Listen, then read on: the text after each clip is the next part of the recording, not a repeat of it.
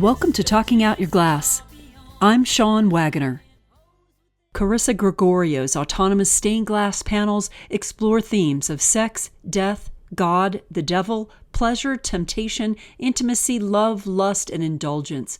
The relationship between glass and light in stained glass allows her to create works that feel alive. Using traditional processes as well as techniques developed by modern stained glass master Judith Schaechter, the depth and intimacy of Gregorio's materials create a world in which the pleasures of the flesh and emotions of the heart are equally illuminated and illuminating. Having received her BFA in Craft and Material Studies with a major in Glass and minor in Figurative Illustration from the University of the Arts in 2016, Gregorio was named a 2025 MacPherson-Wortley Emerging Artist and received the Glass Art Society Emerging Artist Award. Generously funded by Nancy and Roger MacPherson and Barbara and Richard Wortley, the MacPherson-Wortley Emerging Artist Award is presented annually to 3 exemplary emerging artists in the glass community. This prestigious juried award includes a cash prize, a special lecture slot at the annual GAS conference, a digital exhibition catalog, and a residency at the Chrysler Museum of Art Perry Glass Studio. Says Brandy P. Clark, GAS Executive Director, we are honored by the MacPhersons and Wortley's visionary commitment to emerging artists. Their support allows us to expand what our emerging artist awardees receive. A larger cash prize and a residency can be remarkable opportunities for emerging artists as they seek to expand their practice. In 2024, Gregorio's work was featured in a solo exhibition, Worldly Pleasures, at Rick Prigg's Gallery 26 in Philadelphia. Serving as adjunct professor in glass at the Crefeld School, as well as cold worker at John Pomp Studios, TA for Glenn Carter Assemblage at Pilchuck Glass School, studio assistant for Judith Schaechter, and TA for Wes Valdez and David King, Gregorio has also been the owner of Thirst Glass since 2020. Gregorio aims to one day create a cathedral in which enlightenment comes from experiences in life that, in her opinion, make life worth living. She seeks to create an environment in which relationships between the viewer and work and the relationships between people are not limited, but allowed to be felt and fully indulged in. Many thanks to the sponsors of this episode of Talking Out Your Glass: His Glassworks Incorporated, Ed Hoyes International, the Stained Glass Association of America, the American Glass Guild, Holy Frit, Yakagani Glass, and Glass Accessories International. To find out more about our sponsors, visit talkingoutyourglass.com. Click on Episodes, Season 11, and Karisa Gregorio. Karisa Gregorio, thank you so much for joining me on Talking Out Your Glass podcast. Thank you for having me. You received your BFA in Craft and Material Studies with a major in Glass and a minor in Figurative Illustration from the University of the Arts in 2016. Were you already working in stained glass at that time? No, I didn't even know that glass was something you could work in at that time. Well, before I went to UArts, and I had originally gone for drawing and painting because I wanted to be a tattoo artist. And one of my first semester classes got canceled and I filled it in with a glass blowing class, and then I immediately changed my major. And I wasn't really sure how I would kind of fit in the glass world because I loved image making so much, but it had me hooked from the beginning. So what was it about glass that hooked you? I love fire. And so the first time I saw someone take a gather out of the furnace, I was like, I'm sold. And then working on the torch as well, because it's more intimate. I really loved that. I got really into chain making and drawing with boro glass. And then when I found out about Judith, I was like, that's it. That's the rest of my life. Judith was the beginning of your passion for stained glass? Yes, so definitely. Tell us about when and how you discovered her, and talk about the workshops you've taken with her. So I had a friend he was a glass major too, that was in her class, and he knew I loved drawing. And so he was like, you should take it. I think you would love her. And also she's just sort of a rock star. And there was a piece hanging in our school, and I walked by it one day and it just stopped me in my tracks. I'm blanking on the name right now, but there's a chandelier with a woman laying under it, and you could see the veins under her skin. And I was just like, oh my God, And I feel like it sounds kind of cheesy, but I really knew at that moment I was like, this is what I'm going to do for the rest of my life. So was it the detail or the kind of overall aesthetic that Judith has that was drawing you in? I think both. And also, as someone that loved painting, it sort of ruined painting for me in a way because the life that happens when light goes through glass, like especially if you're layering it, I feel like nothing compares. And so it was like sort of like a living painting for me. Yeah. So what were the workshops you took with Judith, and when were those? Those were I was a sophomore. It was my second semester sophomore year because they were always offered in the spring. And unfortunately, it was only as an elective, but it was still like a 6 hour class every week. And so I took it 3 times. And after the first year, she kind of just let me sort of work on whatever projects I wanted to and would help me through them. But she teaches sort of the process that she came up with of like hand filing the glass to get the tones. And so that's how I work now. But yeah, I really appreciate that she really believed in me from the beginning. She was so supportive and still is. And so I really just sort of owe where I'm at right now to her because her career sort of gave me like a roadmap for how to work in this medium. And so I feel like I'm just like chugging along, trying to get to her level.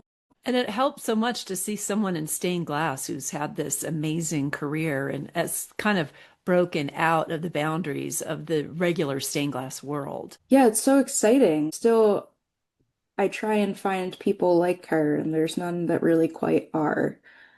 Because I went to Catholic school for 12 years. My only experience with stained glass was like religious windows. And so seeing someone really do like conceptual art with them blew me away. So, like Judith, you're based in Philadelphia. Do you have your own studios there? Is that where you work from? Yeah, I'm actually born and raised Philadelphia, and we set up a studio for me in our garage. So I work right from home, and I will say I've been building my studio for like 10 years, little bit by little bit. And for anybody that's starting out, Facebook Marketplace is an amazing resource. I got like a kiln for free. I got most of my equipment from people just getting rid of stuff. That's good advice. Yeah. So, for you, so far along the path of your career, what have been the biggest challenges and successes of your journey creating with stained glass? Has it been difficult to find galleries to show your work? Yeah, I think challenge-wise, the biggest challenge is money. Um, the materials, and it's just so expensive, like before you even start touching it. But again, I've been really fortunate. I have mentors that will share their glass scraps with me because it's so flash glass to get a case of it is like very costly. And with my show recently, last year, Rick Prigg, who I know you just had on here, I did. is an incredible artist, but he's also like an incredible champion of younger artists. And he liked my work. I met him like a long time ago. And we kept in touch. And then he offered me a show. And it was such a good opportunity. One to sort of, I feel like it's always nice to have sort of like a deadline to get you pushing. And then also just to have other people see it. There was a really good turnout. It was an amazing feeling. And it also made me feel like, maybe I'm good at this. Maybe the work is good. But other than that, I'm open to tips because I am not good with advertising. And so I have no idea how to talk to a gallery. Well, I was going to ask you, what are some other ways that you've promoted and sold your work? Do you use social networks a lot for that? Yeah, I've been on Instagram for a long time. I think it's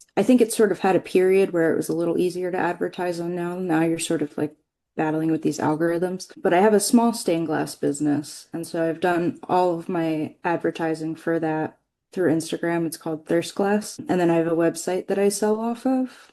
In terms of like the larger scale pieces, they're just hanging in my house. But I was in the quarterly. That was really exciting. I applied to that. Yeah, that And was spring 2025. yeah, that was So another like if you big have goal. that issue, you can find Carisa's work in there. And then I recently applied to be in his Glassworks 2026 catalog. Oh, great.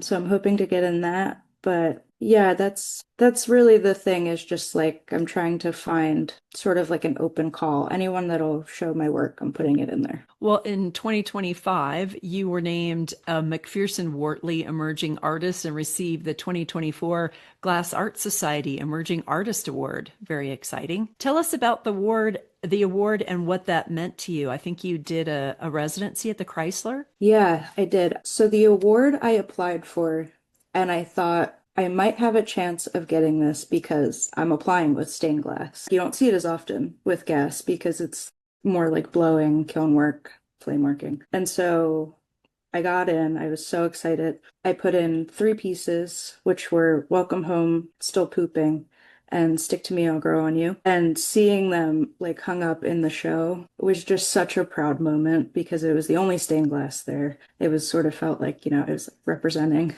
the community. Stained glass is often overlooked even in the glass community. And so I was so happy that I was able to bring it to gas. I met a couple other people that work in stained glass, and so it was like so exciting just to hear the response like to the work and just having it there. But with the residency, I got to spend 10 days at the Chrysler Museum. And it was just such a nice opportunity to sort of get to focus only on making the work and not have any distractions. And the people that work there, the team of people at the Chrysler are so incredible. They're so accommodating. They ended up making me rondelles for a future piece, and we got to do a rondelle demo for they have like a free demo every day in the afternoon that anybody can come in and see. So we got to do that, and it was really great. How And exciting. I started working on a new piece there. What's the new piece? It's a piece, the next body of work that I'm working on, because I realized I think better in like a body as opposed to just piece by piece. And so the theme is sort of rituals and the ritual of sharing, whether that be like pleasure, ideas, blood. And so the piece that I started working on was about sharing this loyalty and devotion with animals and sort of how dogs represent all of these qualities that I think is good for people, like the love, the devotion, the ambition, the sort of, it's called Hound on My Heel, which is like the idea that just, the dog is like keeping you going and you're always pushing, always striving. You never really get content or settle with the work. You're not too comfortable. Were you surprised that stained glass was even on the radar of the Glass Art Society? Yeah, I really was. Yeah, because I feel like, again, like Judith is such a powerhouse. So I had seen her give a talk at Guess years ago. But other than that, I mean, unless I just haven't seen them, but I feel like I haven't heard of too many other stained glass artists being there. Yeah. We'll return to Karisa Gregorio in just a moment. This episode of Talking Out Your Glass is sponsored by His Glassworks Incorporated, diamond tools and glass cold working supplies. Suppliers of diamond-plated tools and accessories, including diamond laps, wheels, belts, and adhesives. Expert advice available at hisglassworks.com. This episode is sponsored by Ed Hoy's International, the single source for all your art glass needs, serving all levels of customers from retail to wholesale. They offer an expansive selection of sheet glass, tools, classes, and supplies from all major suppliers, including Bullseye, Wismach, Kokomo, Yakagani, and Oceanside Glass. For more information, visit edhoy.com. This episode of Talking Out Your Glass is sponsored by the Stained Glass Association of America. Since 1903, the SGAA has cultivated a growing community of members across the United States who share a passion for art glass. Whether you've recently discovered the beauty of leaded, stained, or ornamental glass, or you've been practicing the craft for a lifetime, the SGAA welcomes you to join the oldest and most vibrant membership organization dedicated to the illumination of stained glass. Learn more and become a member or subscribe at stainedglass.org. Now back to Karisa Gregorio. Well, in 2024, you had a solo exhibition, Worldly Pleasures, at Gallery 26 in Philadelphia. Tell us about the show and your works on view. So Rick Prigg owns that gallery, and he offered me a chance to have my show. Was like, go all out, like really go all out. And so I was thinking a lot about love, power, and especially the 12 years that I had spent at Catholic school. It's funny, you don't really think about that for a long time, and then you realize it's kind of like gnawing in the back of your head. And so when I was in school, my teachers would give us basically this list of things to avoid if you wanted to get into heaven. And I always thought that sounds like the fun stuff that, would make a life worth living.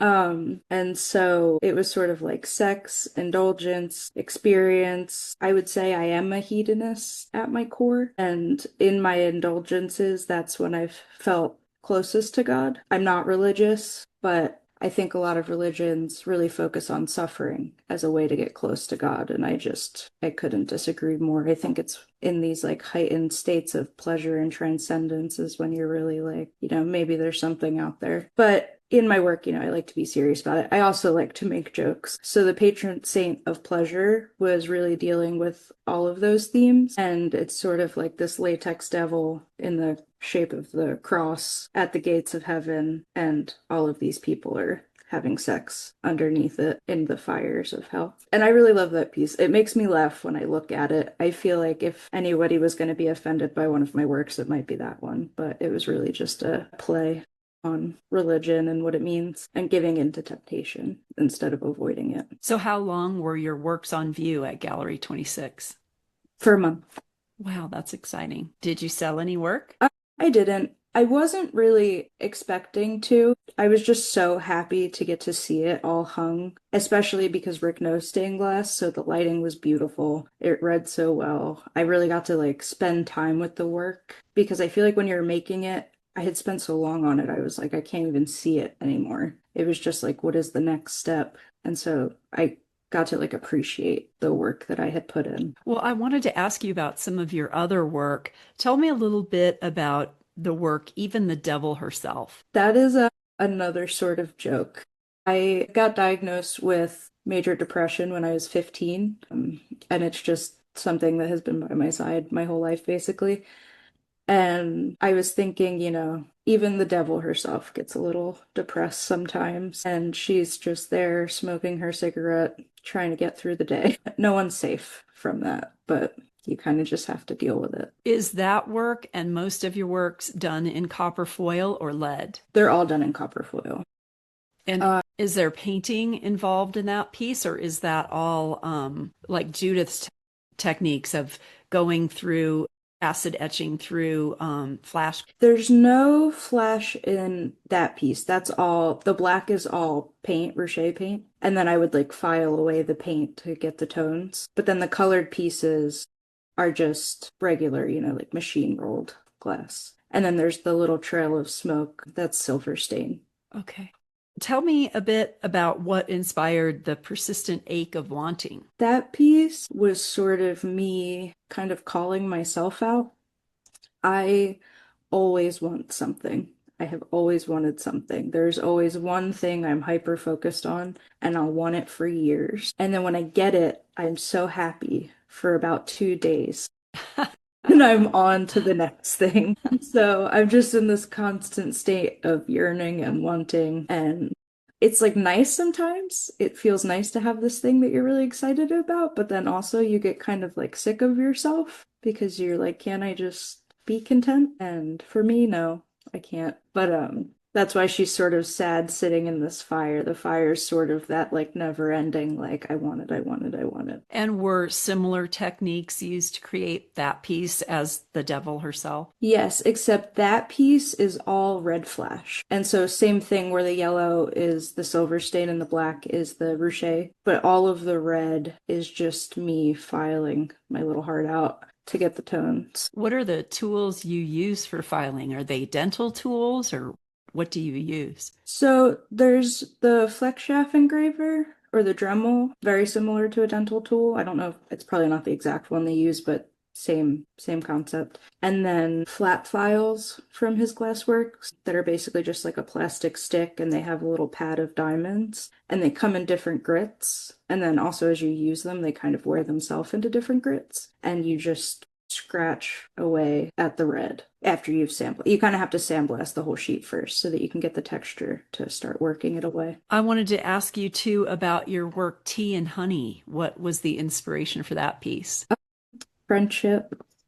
I it was sort of made about one of my best friends at the time. Then we would always drink tea with honey and just tell each other stories and talk and talk and talk. And so the leaves coming down that look like honey are kind of representative of sort of stories being passed in the space between the two friends. And I feel like color-wise, there was a lot of energy in this body of work. And I wanted to challenge myself to just use paint and silver stain, partially so it felt a little calmer, and partially because glass is so beautiful before you even touch it. And it's a lot of pressure to try and keep it beautiful, in my opinion. And so I thought, with just painting, it would be a huge challenge because I had to make it beautiful. It was just clear glass, and I wanted to really do my best to make it something. There's a few of your works where you can see the influence of Judith Schaechter and her teaching or workshops on you. One of those is Transcendence. Talk a little bit about that piece. That piece was actually, I hadn't worked in Flash for years. And when I first had my studio, I had a little quick fire kiln. The shelf was only 4 inches. And so I had these scraps of Flash, and I was like, it's time. I have to make something with it. Because I was mostly just doing thirst glass work, and I wanted to come back into other work. And it's actually a photograph of the friend from Tea and Honey.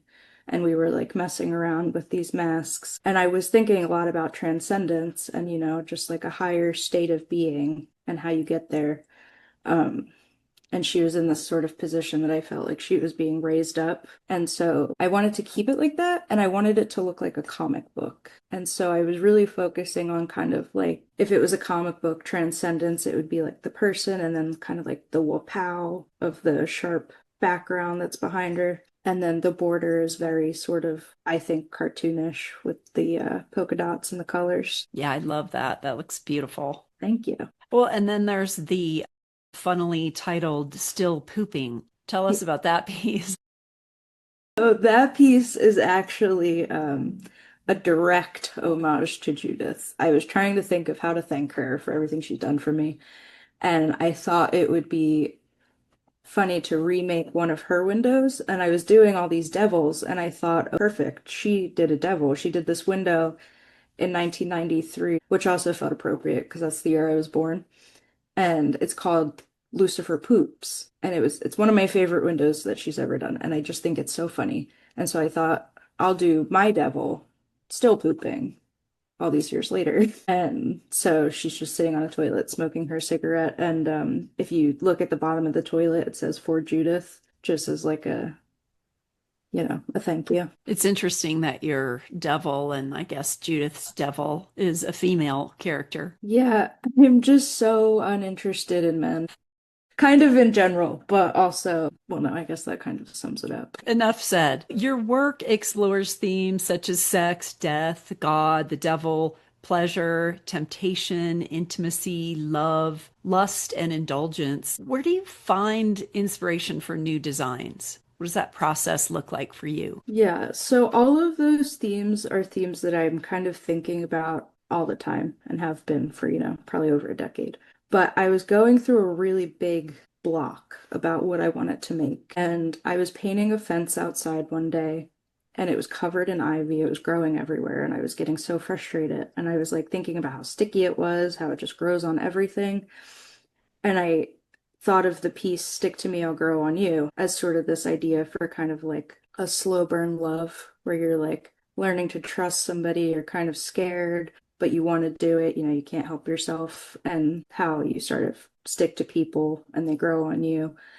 And in a couple days, I like all of the pieces in that show came to me. It was like this one quick inspiration, and then it sort of like just set the ball rolling. So I would say just funny things like that kind of like I'm just going about my day and I'll get like a little trigger of an idea. But then in the more straightforward way, I look a lot at architecture, a lot at plants, a lot of printmaking and tapestries and churches, lots of churches. So nothing is really safe. And so when that happens, do you Sit down and draw all those ideas out or make little sketches at that time? Yeah, I like to sometimes I'll picture the piece right away and I'll draw it down. But if I don't have exactly the way I want it to look yet, what I'll do is just take a bunch of notes and then save the next page to draw it on. So I have like, what's the concept? What's the inspiration? What maybe colors do I want to use? Do I want it to be heavily painted? And then eventually a title will come. So, what's the largest work you've made to date? The tea and honey piece was the biggest. I'm blanking on how big it is right now, but somewhere like a little over 2 feet by 3 feet around Mhm. there. Yeah. So, is that more challenging when you get into those kinds of sizes? I think it's easier, partially just technically because the tools, it's easier to get finer detail. And then also because I really have a lot of fun with the borders. So kind of like the imagery will start off this size, and then I love to be able to just like bam, bam, bam, like have it grow with the border. So, who are some of the other artists in glass or other media that inspire you? My partner, Andrew Clark, we actually went to college together, but he works with glass, metal, like steel and wax. And the stuff he does with it, I feel like I haven't seen before. And it's so interesting and inspiring. And sort of his dedication and drive makes me push harder. And then my very good friend, Erin Murdoch, we graduated from UArts at the same time. She's a stained glass artist. Her work and just her craftsmanship is so, so good. And it makes me want to be better. And then also Hannah Gregory of Badass Stained Glass. Been on the pod. I know I listen to her. She's great. I got to meet her once, and I'm hoping we get to hang out again.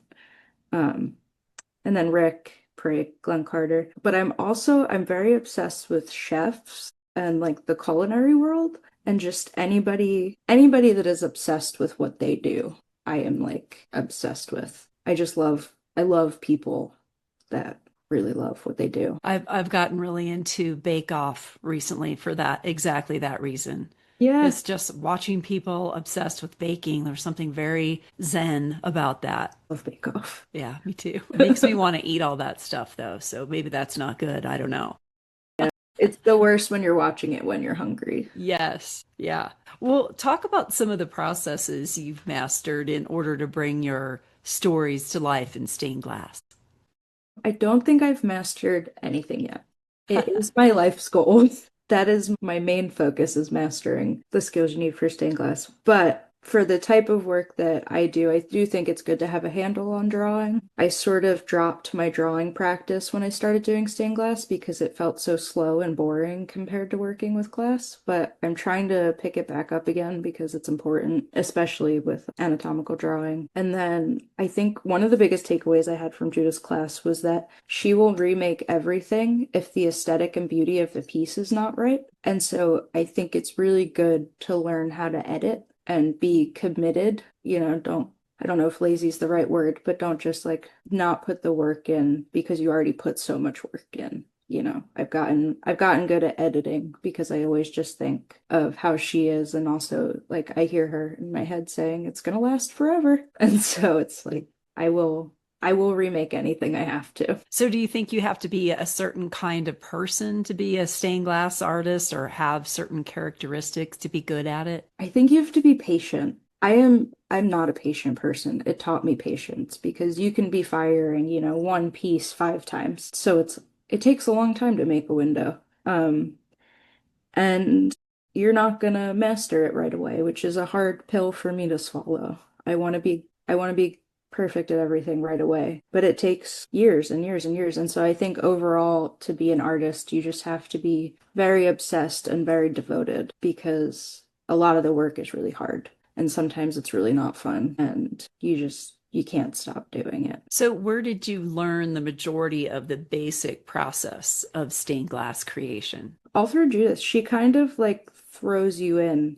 We were filing and engraving and everything right away. We had to put the window together as the first project, which I like. I'll teach workshops and I teach it very basic just because they're short, like 3 hours, and you want everyone to kind of have the foundation. But I think getting thrown in is sort of it's a great way to go. Have you taken workshops with other artists besides Judith? I did take a workshop with Glenn Carter. He is an incredible stained glass artist, but also specifically with silver stain. He does these really beautiful pieces and cast pieces just with layering silver stain, and so it was really incredible. But I also learned leading from him, which I don't use often, so I'm not very good at it, but he did. He's a great person to learn it from. He really understands the material. We'll return to Karisa Gregorio in just a moment. This episode of Talking Out Your Glass is sponsored by the American Glass Guild, a nonprofit organization whose core mission is to work toward building an environment within the craft that both cultivates novices and facilitates experienced craftspeople and artisans to attain a higher level of expertise.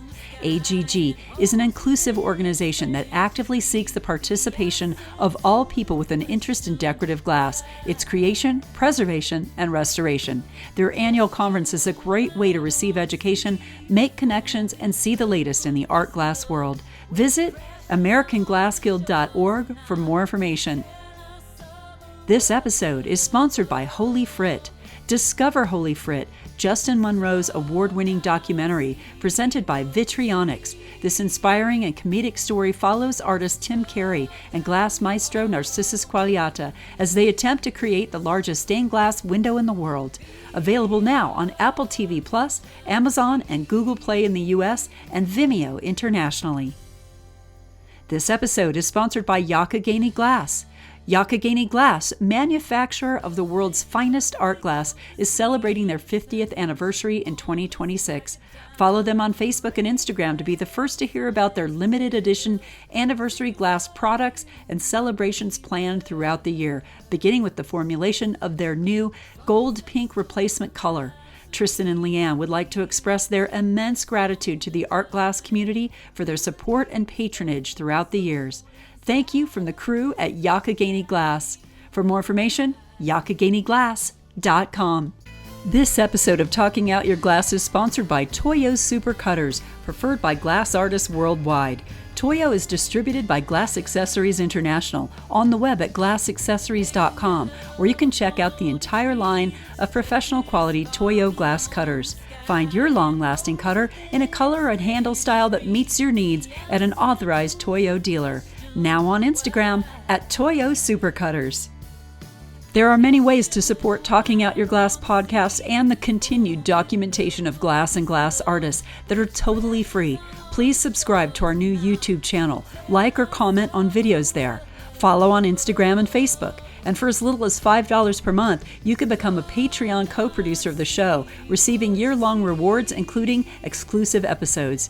If you enjoy and value this online catalog of conversations with the world's best glass artists, please visit patreon.com/talkingoutyourglass. Or to make a one-time donation, visit talkingoutyourglass.com and click on Donate. And now, we return to Karisa Gregorio. So did you grow up in an artistic family, or is that something kind of unique to you, interest in the arts? I don't think my family would say they're artistic, but my dad is very good at drawing. My grandmom is very good at drawing, actually on both sides. But they were really encouraging of me. Like my parents always kept me with art supplies and paper. And so I was just always, always, always drawing. I was also kind of a weird kid. Like my favorite toy was an office supply set. What's coming up for you in 2026, Karisa? You're working on some new pieces? Yeah, I'm working on the pieces for rituals. I recently found out that I have fibromyalgia and myofascial pain syndrome. And so it makes me really slow to get anything done. But I have all the work mapped out. I'm getting into the getting it all drawn phase. The Hound on My Heels is in progress. Thank God. That makes me feel good that something is like on glass. But yeah, I feel like I'm thinking about the same themes, sort of adding in some new ones. And I think with worldly pleasures, I was really interested in exploring emotions represented through leaves. And I sort of am shifting to fruit and conveying emotion through fruit. And I want it to just feel very, I hate the word juicy, but kind of juicy. So are you able at this point in your career to focus 100% on your glass, or do you do something else to supplement while you're getting your stained glass career going?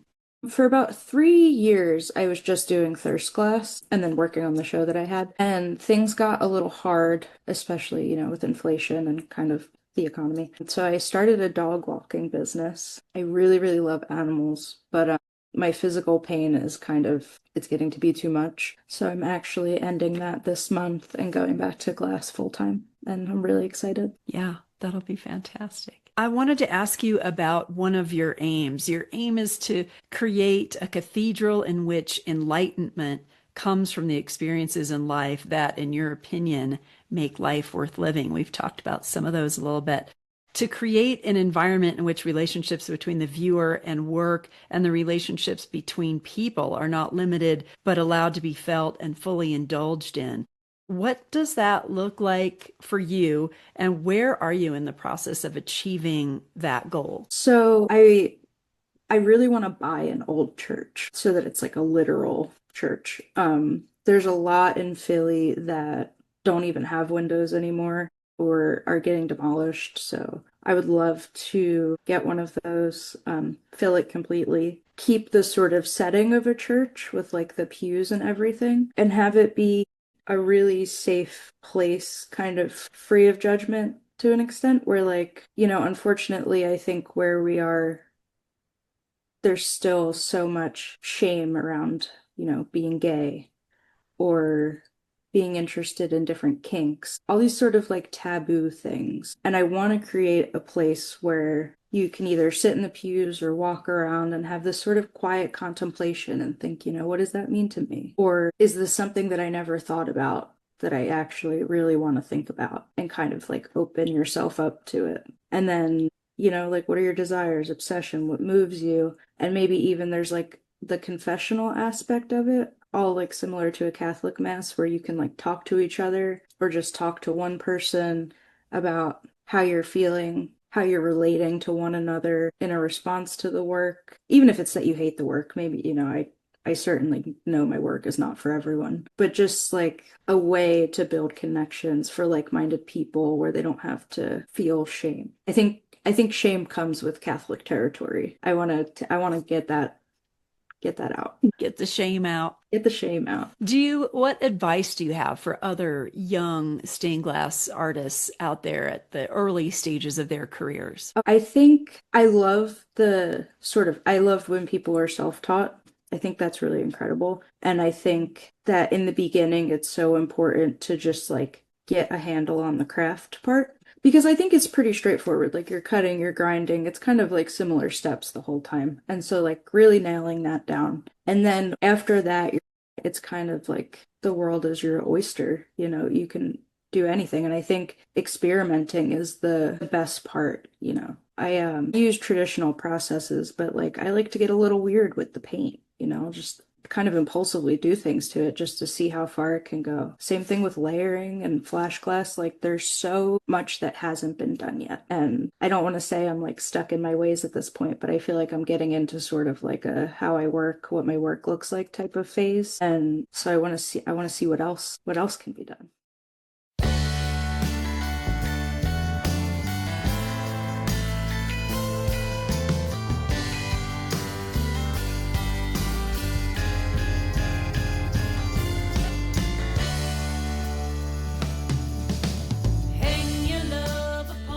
Thanks for tuning in to Talking Out Your Glass.